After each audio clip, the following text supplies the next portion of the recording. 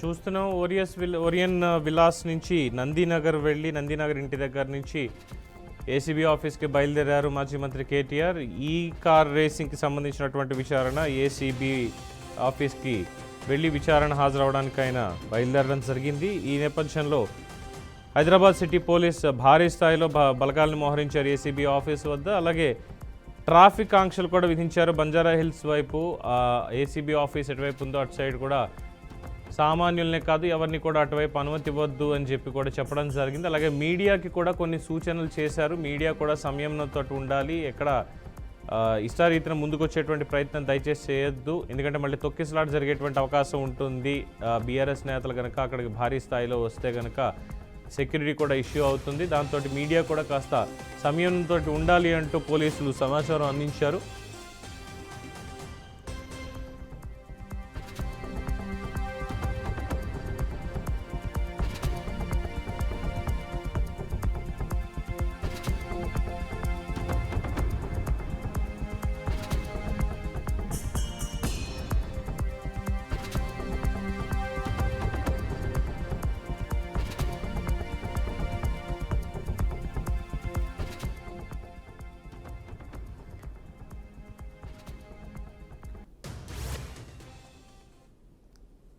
Kranti, any further updates?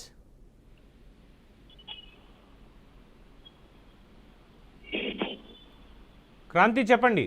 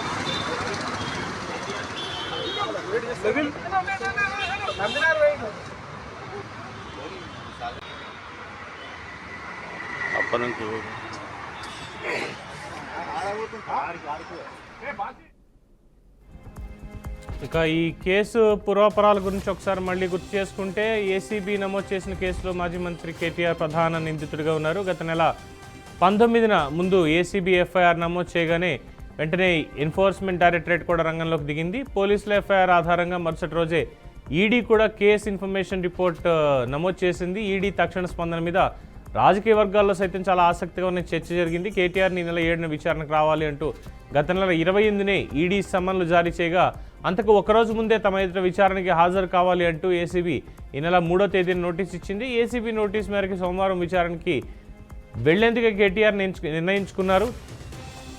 Senior IAS అధికారి అరవింద్ కుమార్ 8న, HMDA విశ్రాంత చీఫ్ ఇంజనీర్ బిఎల్ఎన్ రెడ్డి 10న ఏసీబీ విచారణకి హాజరు కావాల్సి ఉంది.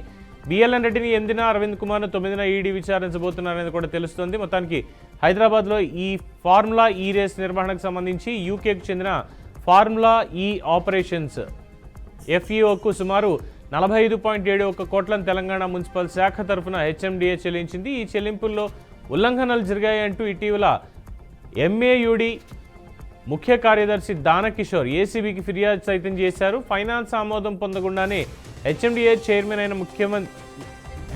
చైర్మన్ ముఖ్యమంత్రికి ఫైల్ పంపకుండానే ఆర్బీఐ అనుమతి తీసుకోకుండానే ఈ చెల్లింపులు కూడా జరిగాయి అంటూ ఫిర్యాదులో పేర్కొన్నారు. లండన్లోని ఎఫ్ఈఓ ఖాతాకు బ్రిటన్ పౌండ్ల రూపంలోకి మార్చి సొమ్మును బదిలీ చేసిన క్రమంలో ఆదాయపు పన్ను మినహాయించలేదని, అందువల్ల ఆదాయపు పన్ను శాఖకు 8.06 కోట్లను హెచ్ఎండిఏ చెల్లించాల్సి వచ్చింది అంటూ పేర్కొన్నారు. ఈ ఉల్లంఘనల వెనుక ఏమైనా మతలబులు ఉన్నాయేమో అని చెప్పి తేల్చాలని కోరారు. ఇక ఆ ఘటనలో అప్పటి మంత్రి, ఎంఏయుడి అప్పటి ప్రత్యేక ప్రధాన కార్యదర్శి, హెచ్ఎండిఏ అప్పటి చీఫ్ ఇంజనీర్ల పాత్ర ఉండడంతో ఏసీబీ కేసు నమోదు చేసింది. విదేశీ సంస్థకి నిధుల బదిలీ వెనుక ఫెమా ఉల్లంఘనలతో పాటుగా నిధుల అంతిమ లబ్ధిదారులు ఎవరు అనే కోణంలో కూడా ఈడీ దర్యాప్తు అయితే దీంట్లో ఆరంభించింది. అదే క్రమంలో ఏసీబీ ఇప్పుడు దీనికి సంబంధించి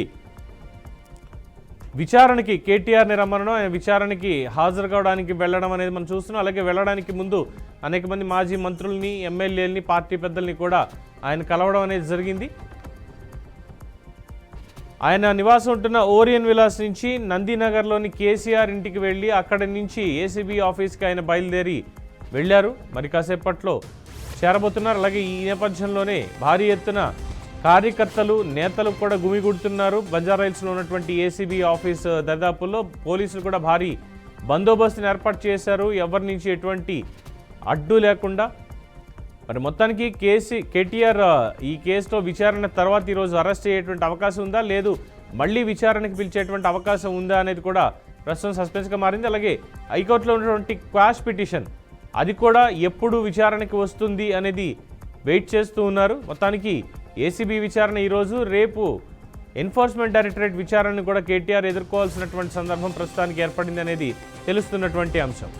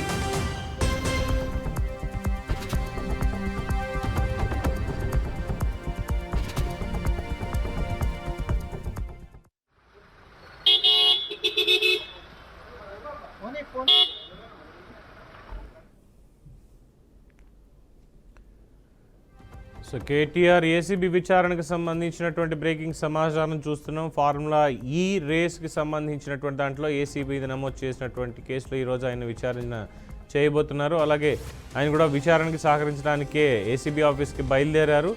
మరికొద్దిసేపట్లో కేటీఆర్ స్టేట్మెంట్ రికార్డ్ చేసే అవకాశం ఉంది. అయితే ఈ నేపథ్యంలో లాయర్లని కూడా అనుమతించాలి విచారణ సందర్భంగా అంటూ కేటీఆర్ కోరడం జరిగింది. బట్ దాని మీద ఇప్పటివరకు ఎటువంటి స్పందన అయితే రాలేదు. మరి వాళ్ళని అనుమతిస్తారా, అనుమతించకుండా కేవలం కేటీఆర్ని మాత్రమే ప్రశ్నించేటువంటి అవకాశం ఉంటుందా అనేది కూడా తెలియాలి. అలాగే కేటీఆర్ ఇచ్చినటువంటి ప్రెస్ మీట్ కావచ్చు, అంతకుముందు మాట్లాడినటువంటి అనేక అంశాలు వీటి మీద, అలాగే ఐఏఎస్ దానకిషోర్ ఇచ్చినటువంటి రిపోర్ట్స్, వీటన్నిటిని బేస్ చేసుకొని ఏసీబీ కేసు నమోదు చేసింది. అలాగే అందులో ఉన్నటువంటి లొసుగులు ఏమున్నాయి అనేటువంటి దాని మీదే ప్రశ్న కూడా సంధించడానికి సిద్ధంగా ఉంది. కేటీఆర్ నుంచి పూర్తి స్థాయిలో ఎక్స్ప్లెనేషన్ తీసుకోవడానికి అవకాశం ఉంది. మరి ప్రభుత్వ అనుమతి అనేది లేకుండా, ముఖ్యమంత్రి అనుమతి కూడా లేకుండా డైరెక్ట్గా 55 కోట్ల రూపాయలు విదేశాల్లో ఉన్నటువంటి కంపెనీకి బదిలీ చేయడానికి హెచ్ఎండిఏకి పర్మిషన్ ఎలా ఇచ్చారు, రూల్స్ ఆర్బీఐ రూల్స్ ఎందుకు ఫాలో చేయలేదు అన్నటువంటి ప్రశ్నలు వస్తున్నాయి. మరి దీనికి సంబంధించి అరెస్ట్ ఏమైనా జరిగే అవకాశం ఉందా? ఎన్ఫోర్స్మెంట్ డైరెక్టరేట్ కూడా రంగంలోకి దిగింది. రేపు ఆ ఎన్ఫోర్స్మెంట్ డైరెక్టరేట్ విచారణ కూడా ఎదుర్కోవాలి కేటీఆర్. మరి ఇందులో ఎవరు అరెస్ట్ చేసేటువంటి అవకాశం ఉంది, ఇంకెన్ని లొసుగులు దీంట్లో బయటపడేటువంటి అవకాశం ఉంది అనేది వేచి చూడాలి. మరి లాయర్లని అనుమతిస్తారా కేటీఆర్ తోటి లేదా అన్నది ప్రస్తుతం సస్పెన్స్గా ఉంది. ఏసీబీ అయితే ఖచ్చితంగా విచారణ పూర్తి చేయాలి అనేటువంటి నమ్మకంతో ఉంది.